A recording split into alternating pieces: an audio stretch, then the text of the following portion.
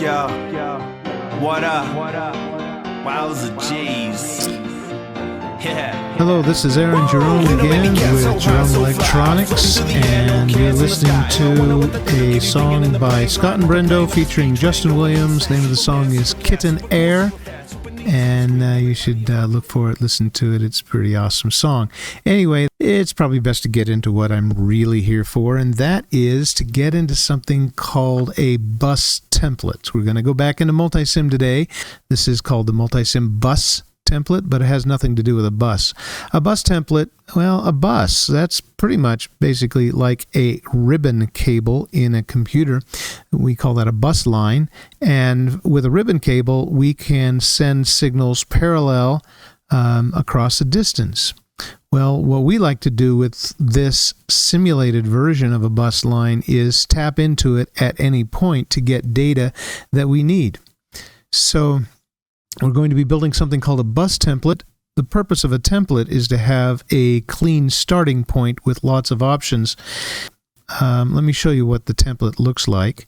This is the template that we're going to build in class, and down here is the bus line, and we're going to call this the bus template so that we can make circuits and tap into the data on the bus line, and so that's what we're going to be doing.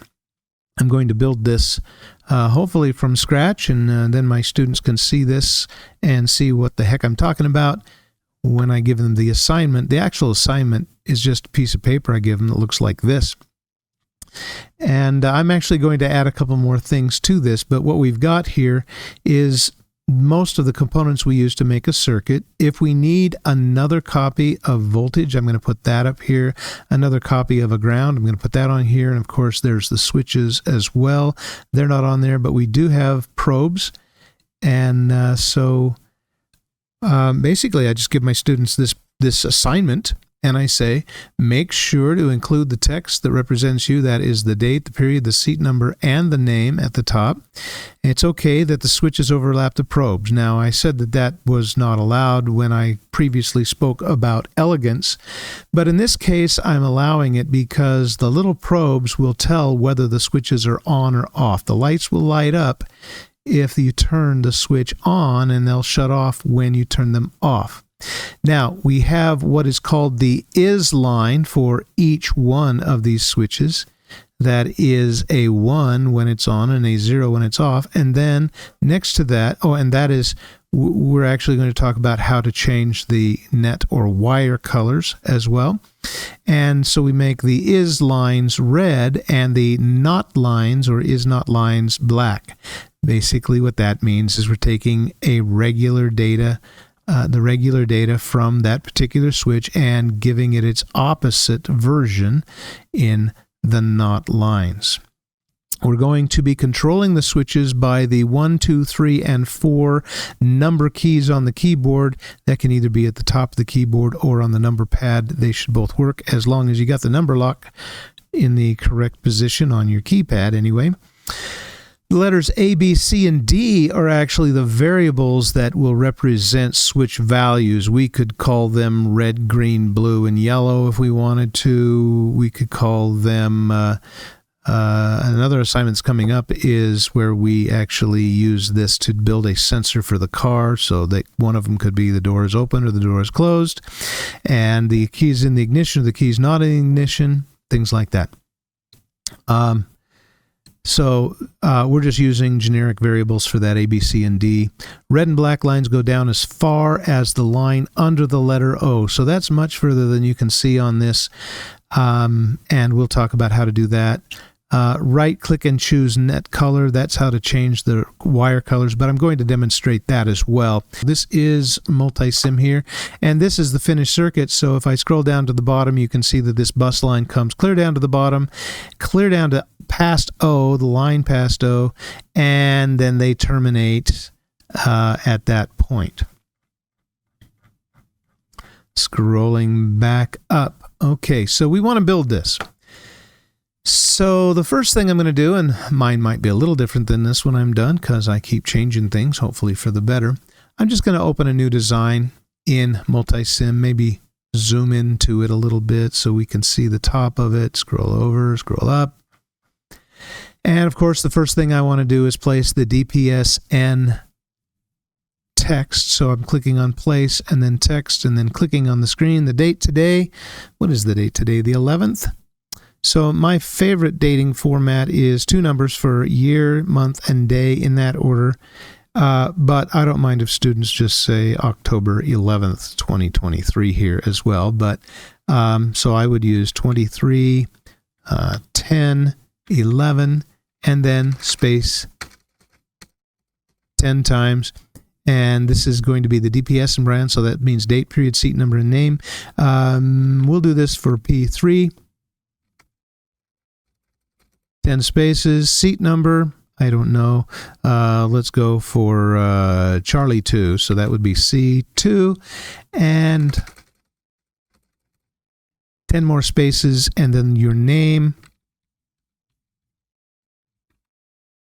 And now what I like to have students do is take that. I just clicked out of it. I can click into it again, and I want to put it in the extreme upper left-hand corner without crossing any lines. I just drug it there. I could actually fine-tune it closer if I wanted to, but I think that's probably close enough right there. All right, so with the bus template, what are we going to need? Well, probably ought to start with a copy of ground. We'll put a template copy up here so we can copy and paste it for later, and one for power and one for ground. Every component we use is 5 volts, so we're going to go with 5 volts as well. And so let's go back to it and add 5 volts. The way to do that, we talked about this last time. Place component, and I'm going to go to VCC.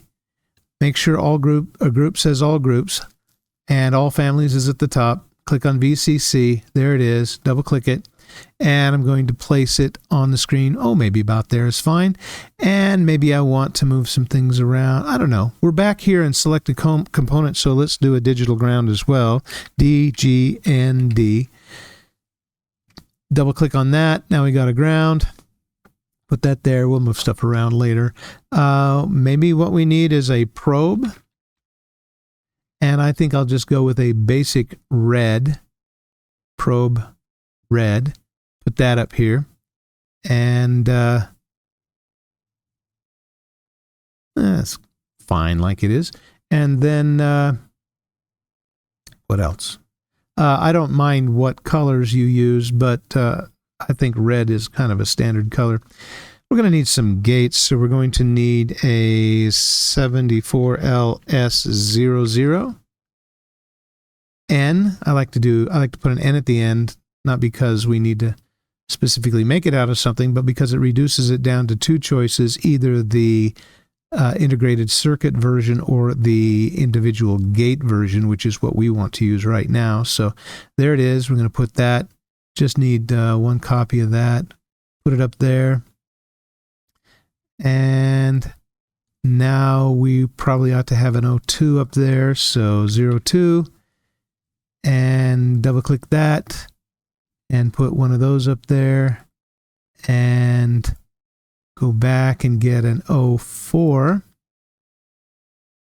All I'm doing is changing the number there, and we got an 04. And go back and an 08. Get this one. Get the 08. And go back and get the 32.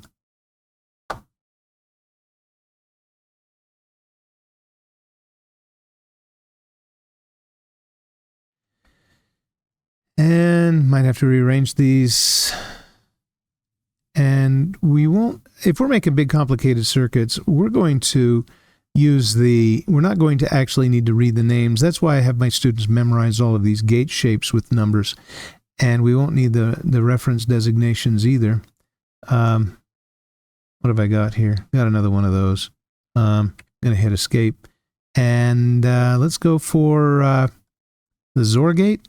Click, click. Okay, so that's the 86.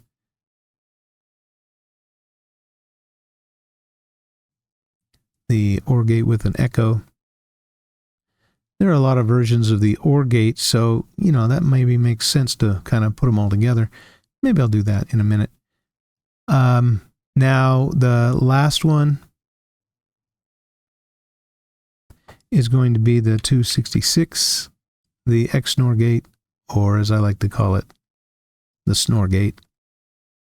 But I think I'm going to rearrange these just slightly.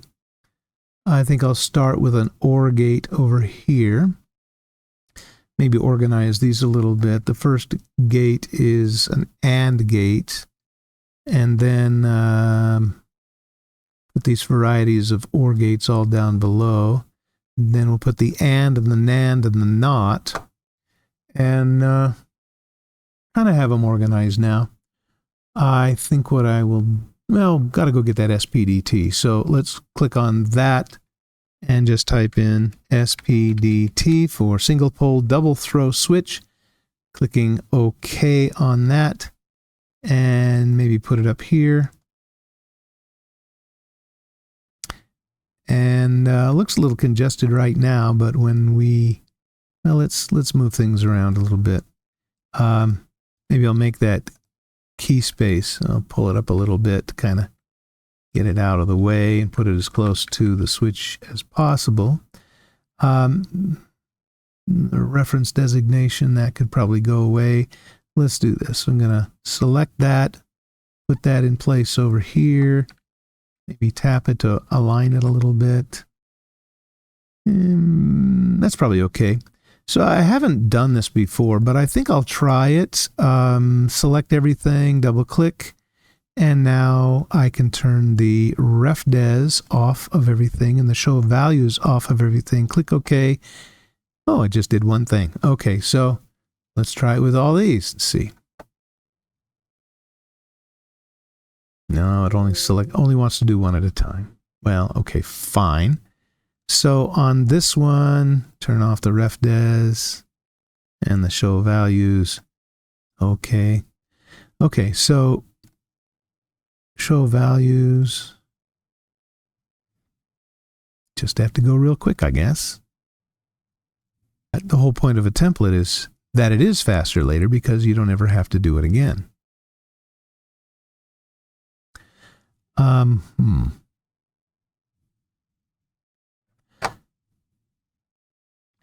Now I turned off the keys or the control label on these because they will actually be labeled as text above the numbers, so they're not congesting the switches. So I will control this switch with a 1 key, a 2 key, a 3 key, and a 4 key, and these are the variables that each one represents.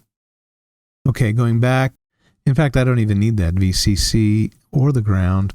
I think I'll take the labels off of those so that we're using the symbols to identify things. Although we may change that from 5 volts to another voltage at some time. So I'm going to leave the 5 volts on there. But I'm going to turn off the ref. I don't know. Would that be the refdes? Yes. Okay. So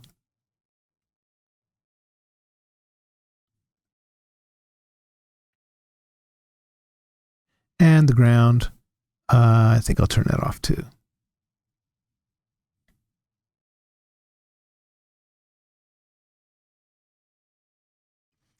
So now I think it's going to be faster to be able to recognize these components by their shapes and then just put them in place, copy and paste them, put them in place. I'll show you what I mean later on, but for now,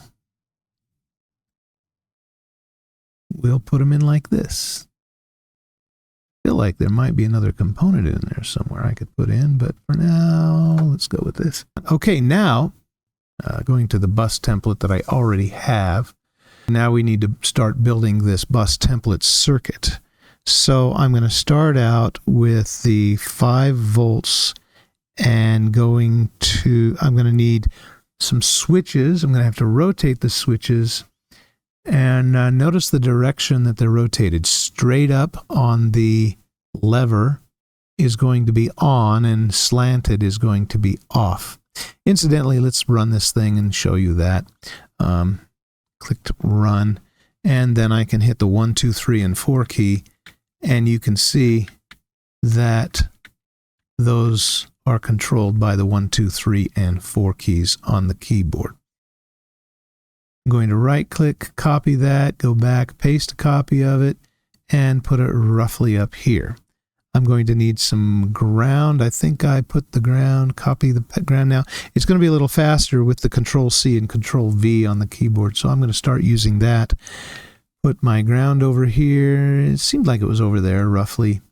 And below that, I'm going to have some probes. So Control-C for copy. And there's one. There's one. There's one. And there's one. And it's going to need some of those switches. So I'm going to copy one and paste it. But that switch, I need to rotate that 90 degrees clockwise. If you remember, I do that by right-clicking on it, and then I can rotate it clockwise. And I clicked on it and switched it, but it's upside down. I gotta rotate it. I'm gonna have to. I think I'll flip it vertically, and that's what I want. And so I'll be putting that across the top of those, fine-tuning with the arrow keys. But before I do that, I'm going to copy that and then paste another one, paste another one, paste another one. Okay, let's go take a look. Here's the VZC, the ground.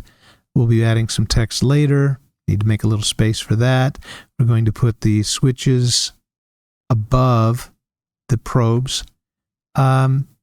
Maybe I should add these NOT gates in as well while we're thinking about it. Let's go back and get those. Kind of guide us where we're going to be putting things. So I'm going to right-click and copy that and paste a copy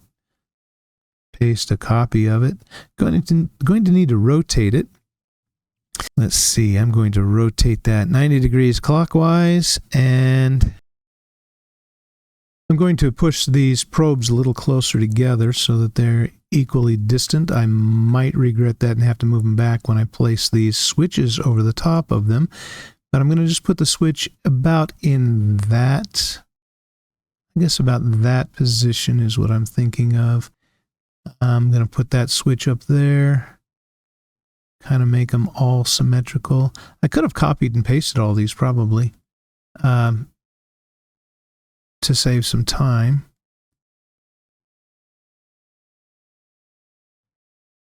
But I've got now the switches and the probes together. And I think I'll copy more of these.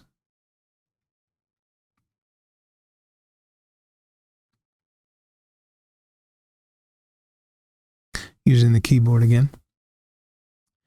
And now, let's power them. How does the power look over here? Looks like I got the power right above the pin here, and then it goes to the left input pin on all of those. Okay, moving the power switch there. And I guess I ought to move it up a little bit too. Hooking it up. And hooking the left pin for each of those to power. But I also want to hook the right pin on each of those to ground. Now, if you get things too close together, it's going to make things pop out of place. But if we want it to be elegant, we kind of have to just drag them back into place like I did. I clicked on the wire, don't click on the corners. Once you click on the wire, they're squares on the corners, but just click the middle of the wire and drag it where you need it to be. And push that up a little bit, give me a little more space to get things done. And then click that there. Put the wires or the net in place. That gives me a little more space to connect to the ground without having issues. Okay, so I got my power and my ground. Maybe you remember that ground, we're making that black. Did I do that in the other one? Yeah, got the ground black in the other one. So you can do this either by double-clicking or right-clicking. Let's try the double-click on this one.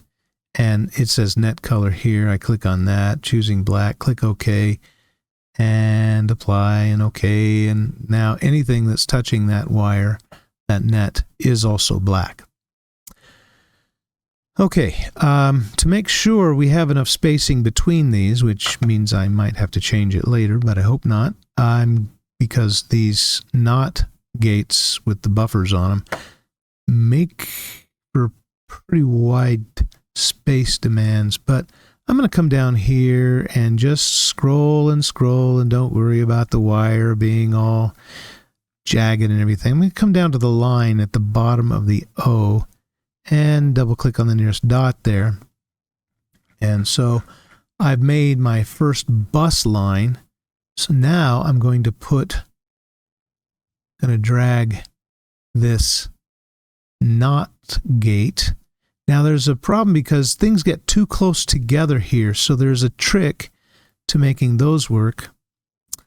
And see how things are so close together here.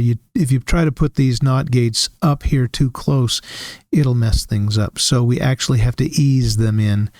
So let me show you what I mean. I need to hook these, and remember I want one click before the elbow and as little space as possible.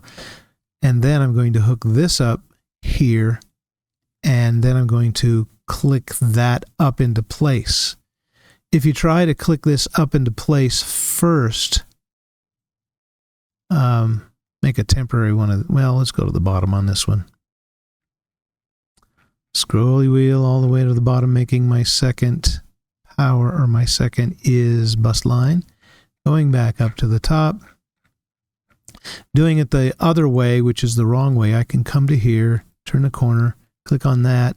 Oh, look, that works. I have had students fight with that because, let me show you a third wrong one. I think I remember now what the students did to have problems with this. I'm going to make the third is bus line.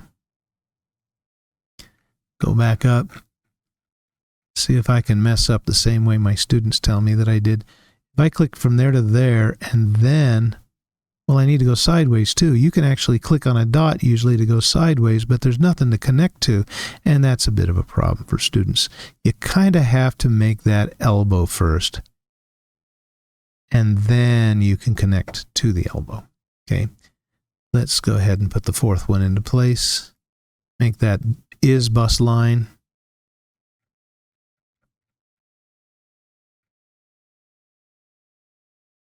Coming down to the line after O, double click on a dot, and that extends that line. So make an elbow first, then click back up to it. All right, now I need to also make all of the NOT lines, so I'm just going to click on the bottom of the NOT gate, scroll all the way down. I'm going to do this 4 times. The reason I make them different colors, I right-clicked on it this time, and I'm going to choose net color black. Remember last time I double-clicked it. So you can do that either way. It looks like I don't know, it's about the same amount of clicks each time. Scroll back down. Double-click on a dot. Those dots are hard to see. Right-click on it, net color, hit black. Click OK. You know, I think I had to do apply and OK. There were more clicks on when you just double clicked it. When you right clicked it, I mean. So I'm going to, if I just, try that again. I'm going to right click on it. I can do net color. If I double click on it, there's net color there too, but when I change that to black, then I have to click OK, and then I have to click apply, and then I have to click OK again before it changes. So I think that was right click is quicker. Okay, so going back up, got one more to make. having different colored is lines and not lines resolves a lot of confusion before troubleshooting is necessary. So what did I say? Double click? Double click? No, that was the slow way. Right click? That's the fast way. Net color, choose it. Okay, and boom, we're done. Scrolling back up. Okay. So there it is. Let's see how it compares to the other one that's already done. It looks like we got everything we need for this thing, except for the text. Remember, the upper text is the variables that represents other things like keys and doors and other sensors, other input sensors, right? And then the number 1, 2, 3, and 4. Oh, I haven't changed the key. It's all space bar still. So I need to change the key to those as well. But you can see that it's actually working. Let me go back and double click on the switch. And I want this to be the 1 key. So I'm just going to hit a 1 here and click OK. And this one, kind of have to... Oh, I got the probe. You got to make sure you get the switch, which I probably should have done before I overlaid them, but that'll be a 2. I can still get them okay. And this one, I guess I could double click on the switch component, and then I can make a 3 here. And last one. Okay. Okay. So the last one, and this will be the 4. Now, when I turn this on, I can use my fingers to count in binary. They're all on, so I'm going to turn them off. And 0, 1, 2, 3, 4, 5, 6, 7, 8, 9, 10, 11, 12, 13, 14, and 15. These are actually going to be the inputs of a truth table, and they will have outputs which we will also use on a probe later on. And so we'll see this, and if you see a bus template or a bus line as a counterpart for a truth table, that's exactly what we're doing. Put this back in place up here. Okay. So I'm going to turn this off, and now I'm going to place some text in there that I need. So place, come on, place, text. Let's get rid of this down here. And I'm going to just make a for the variable. We'll leave that black. And then I can just drag that up into place. It doesn't look like I've got enough space for doing anything up there. I better make myself some more space too. To make space, I'm going to have to move wires around, and let's see if just deleting these wires here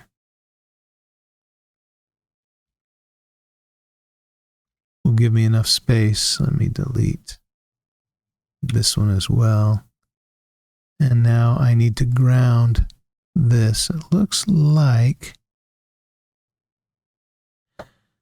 that will give me enough space for my variables, my variable names, as well as putting the keys below them. It shows the ability to copy.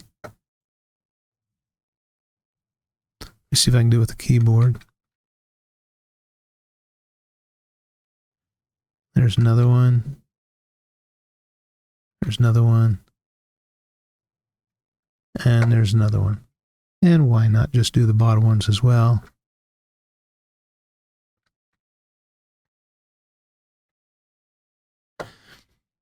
Now, I want this one to be a B, variable B. We can change the name to anything we want later on. Maybe what I need to do is just delete that wire because I got to change it anyway. Double click on it. And then Shift C.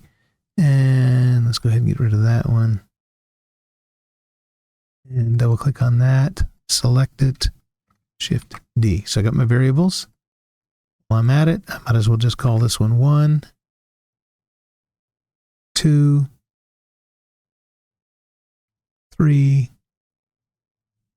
and 4. Now I made those numbers red. So since I've got that one already selected, I can just choose. There's a nice red.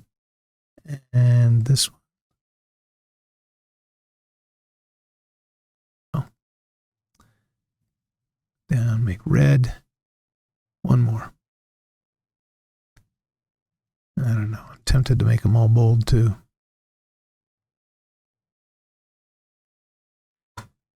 How did I do that on the other one? Did not make them bold, so we'll leave them unbolded, but thinking I prefer bold. Putting the ground wires back together, now that we got a little space up here. And there's my template. It's done. It is controlled by the 1, 2, 3, and 4 keys, which I will demonstrate again. I just turned it into animation mode. Keys 1, 2, 3, 4. They control it. And so now I'm going to demonstrate why this is valuable at all. Because we're going to be building a lot of circuits, and this makes building circuits really quite rapid. Let's say I want a AND gate. I'm going to hit my keyboard, Control C, Control V copies, and now I can quickly put a gate there, an AND gate, and I can hit Control again, and maybe I want 2 AND gates, and I want an OR gate. We'll just make this super simple for now, and we'll get to it later. Let's say we want a single output. This is actually going to be the output on our truth table. So I'm going to put a single output here. On a truth table, I might align it over here so I can see all my inputs and my output. And I haven't talked enough about truth tables for you to really understand what I'm saying, but just kind of keep that in mind and we'll get to it. So I can actually say, okay, for this one, I want a not D and a B. In other words, if my input sensors are a not D and a B, in other words, if this sensor is off, and maybe we're sensing whether or not a door is closed. So if this sensor is off and this sensor is on, and this might be, I don't know if the window's rolled up or down or the seatbelt's on or something like that. So if the seatbelt's on and the door is closed, for example. Now, I'm saying that because we're going to be talking about that kind of a circuit with my students very soon. And I might want to have a couple of other sensors as well. Maybe these. And then I can wire it through the logic. And maybe I want this to look a little more elegant too. So careful about elegance in the beginning, and then everything seems to work better later on. That's more elegant. I got the corners looking the same, and I'm going to just connect it to a couple of sensor states, and now I can run it here. And basically what that means now, if I run this and count in binary, get rid of this because it doesn't like stuff I did, counting in binary, so 0, 1, 2, 3, 4. Now notice it came on 4 because some of the states are satisfied. 5, 6 comes on, 4 and 6, 7 off, 8 is on, 9, 10, 11, 12, 13, 14, 15. So these are all the 15 possible combinations of these sensors, and you can see some of them came on at certain times and some of them went off at certain times, and maybe we want to make this even more complex. So I want to show you how easy it is to make this more complex. Just kind of absorb this information for now. Realize it'll make a lot more sense later on when I explain it again. So to make this more complex, maybe what I want to do is just copy this. Don't need that, so I'm going to Control-click that. And I'm going to Control-C to copy that, paste it, and I can just quickly paste it down below itself. And maybe I want to hook it up slightly differently to the different sensors. And this might actually make the sensors, I can hook this one to this light, to this probe, and I come down here and hook this one to this probe, and see how the probes turn on at different times. I'm ready to run this. So I'm just going to count in binary. 0, 1, 2, 3, 4, 5, 6, 7, 8, 9, 10, 11, 12, 13, 14, 15. So you can see sometimes they came on at the same time, sometimes they went off came on at different times and went off the same time and things like that. So we have different sensors and the same logic, but the sensors are connected to different, or the logic, the circuit of logic is connected to different sensor connections and is giving different outputs based on the different combinations. Maybe it doesn't make much sense right now, but it will. I promise you this will make a lot more sense. We can even make this more complex. Let me turn it off. We can make this more complex by putting both of these outputs to a single probe, which I will put up here as my final output. To connect them together, though, you can't just connect the probe to the lights. You actually have to group them with an OR gate in this case. Sometimes we use an AND gate, sometimes we use other gates. Any gates that have two inputs and one output, but OR just means it's either we want the light to come on if this circuit lights up or this circuit lights up. So I'm copying another OR, going to plug it into both of those. Make it a little more elegant.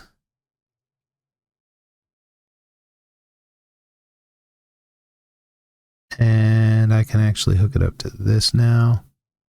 And it doesn't matter that much. I know it's hooked up, but obsessive about this. Okay, so now I've got both of these circuits. Now I can count, and it's actually combining these two sets of probe conditions, input sensor conditions. And so let's run it. Counting in binary again, 0, 1, 2, 3. So one of these two has fired. 4, 5, 6, 7, 8, 9, 10, 11, 12, 13, 14, 15. We could change it to an AND gate, and then it says this light will only come on when both this and this circuit fire. And so that's just a short introduction to how this works. It's the first assignment I have my students use. That way they don't have to rebuild the basic foundation for circuits before they start putting circuits together. It saves a lot of time in the classroom. So anyway, thanks for watching. This is Aaron Jerome at Jerome Electronics. See you next time.